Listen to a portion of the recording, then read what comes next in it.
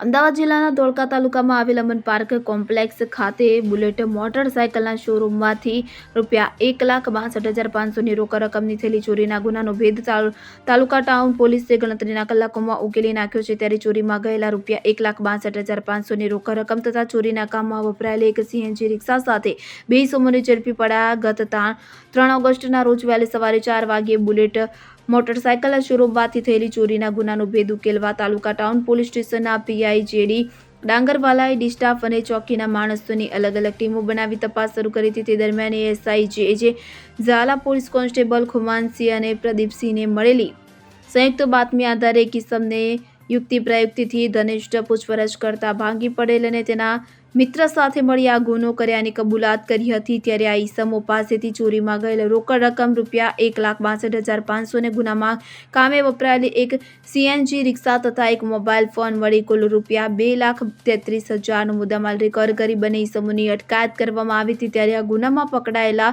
ઇસમોમાં નૂર મોહમ્મદ ઉર્ફે શાહનવાઝ, વલીમ મોહમ્મદ મોમીન રહેવાસી બડીબુ police line પાછળ ધોળકા અને ગુલામ રસૂલ ફિરોઝભાઈ રાધનપુરી રહેવાસી સિમલા હોટલ સામે લાઠીની પાછળ ધોળકાનો સમાવેશ થાય છે। તો આ કામગીરીમાં તાલુકા ટાઉન પોલીસ સ્ટેશનના PI JD Dangarwala, PSI RB Limbachiya, ASI J Jhala, head constable Vikrambhai, Girishbhai, police constable Khumansinh, Digvijaysinh, police constable Pradipsinh, Dharmendrasinh અને વનરાજસિંહ જોડાયા હતા। ઇદ્રીસ શેખ સાથે CN24 ન્યૂઝ ધોળકા। હવે જુઓ દેશ દુનિયાની તમામ ખબરો તમારી આંગળીના ટેરવે। ઉઠાવો મોબાઈલ અને ગૂગલ પ્લે સ્ટોર પરથી ડાઉનલોડ કરો અમારી CN24 ન્યૂઝ મોબાઈલ એપ।